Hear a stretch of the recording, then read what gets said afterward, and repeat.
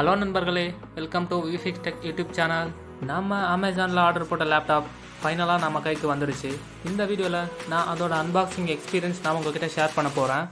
So late பண்ணாமல் நம்ம இப்போ வீடியோக்குள்ளே போகலாம் வாங்க.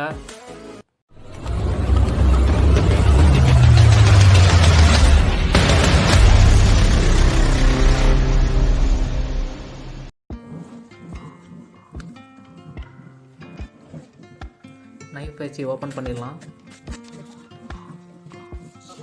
ஓப்பன் பண்ணதும் கார்ட்போர்ட் பாக்ஸ் வித் பில்லோட கொடுத்துருக்காங்க. ஓகே, எல்லா டீட்டெயில்ஸ்லாம் செக் பண்ணிக்கோங்க. சைடில் வச்சிடலாம். கார்ட்போர்ட் பாக்ஸ் ஓப்பன் பண்ணி பார்க்கலாம். அது மேலே ஒட்டியிருக்கிற ரேப்பர் க்ளீனாக ஓப்பன் பண்ணிக்கோங்க.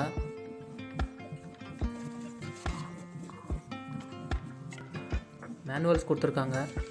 அது எப்படி ஸ்டார்ட் பண்ணணுன்ற இன்ஃபர்மேஷன் அதில் இருக்கும். உங்களுக்கு டவுட் இருந்ததுன்னா அதில் பார்த்துக்கோங்க. ஒரு அடாப்டர், ஒரு பவர் கேபிள் வித் அடாப்டர் கொடுத்துருக்காங்க. இல்லைன்னா செக் பண்ணிக்கோங்க. ஏதாவது டேமேஜஸ் இருந்தால் பார்த்து செக் பண்ணிக்கோங்க.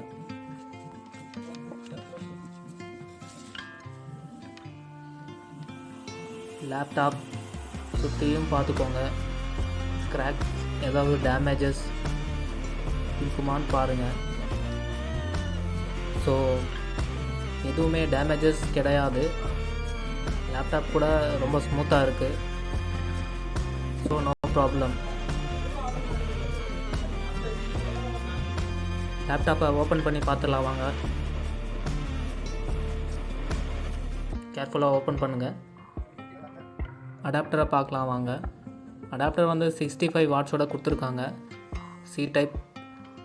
ஸோ நோ ப்ராப்ளம், நம்ம ஃபோனுக்கும் போட்டுக்கலாம்.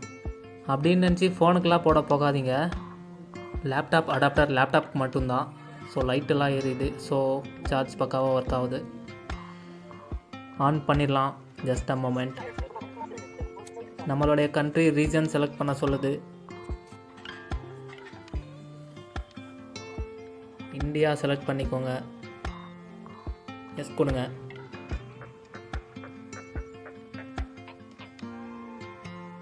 கீபோர்டோட இன்புட் மெத்தட் இங்கிலீஷ், இந்தியா கொடுங்க. எஸ் கொடுங்க. ஸ்கிப் கொடுங்க. நம்ம நெட்வொர்க் இருந்தால் நம்மளுடைய பர்சனல் நெட்வொர்க்கு கனெக்ட் பண்ணிவிட்டு அதுக்கப்புறம் நெக்ஸ்ட் கொடுங்க.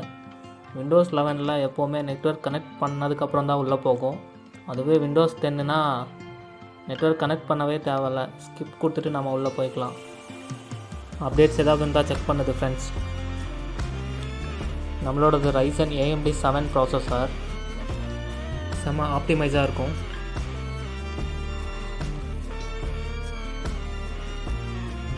லாகின் ஆகுது friends. Welcome screen. Device name choose பண்ண சொல்லுது. ஸோ யூசர் நேம் எக்ஸாம்பிளுக்கு கார்த்தி சிஸ்டம்னு போட்டுக்கலாம். அப்படி இல்லைனா ஸ்கிப் ஆப்ஷன் கொடுத்துட்டு நம்ம ஸ்கிப் பண்ணிக்கலாம்.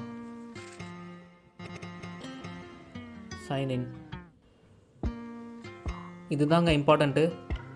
விண்டோஸ் 11 எப்போவுமே மைக்ரோசாஃப்ட் சைன்இன் பண்ணாமல் உள்ளேயே போகாது. நம்மக்கிட்ட ஏதாவது மைக்ரோசாஃப்டில் சின்னதாக ஒரு அக்கௌண்ட் க்ரியேட் பண்ணிக்கோங்க. அதுக்கப்புறம் சைன்இன் பண்ணுங்கள்.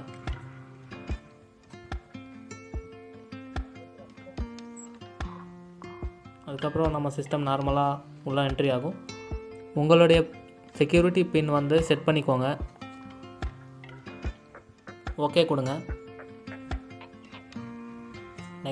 Next agree. இந்த ஆப்ஷன் ஸ்கிப் பண்ணிக்கோங்க.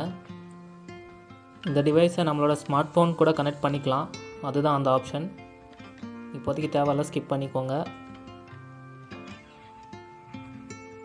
நாட் நவ் கொடுங்க.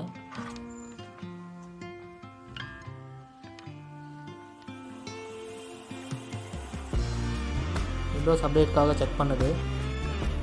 ஸோ ஏதாவது அப்டேட்ஸ் இருந்தால் பேக்ரவுண்டில் ஆட்டோமேட்டிக்காக அப்டேட் ஆகிடும். Getting things ready. இது வந்து கொஞ்சம் டைம் எடுக்கும். எல்லாமே பேக்ரவுண்டில் பேசிக் சாஃப்ட்வேர்ஸ் எல்லாம் இன்ஸ்டால் ஆகிட்டு ஆட்டோமேட்டிக்காக அதுவே வரும். ஸோ நம்ம ஸ்க்ரீன் பார்த்திங்கன்னா வந்துடுச்சு. விண்டோஸ் 11ஓட ஹோம் ஸ்க்ரீன் வந்து இப்படி தான் இருக்கும்.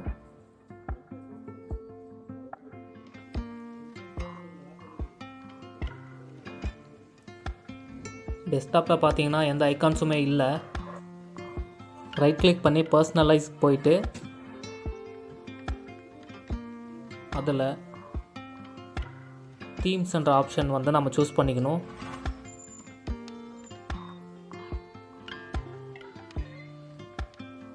டெஸ்க்டாப் ஐகான் செட்டிங்னு ஒரு ஆப்ஷன் இருக்கும் கீழே.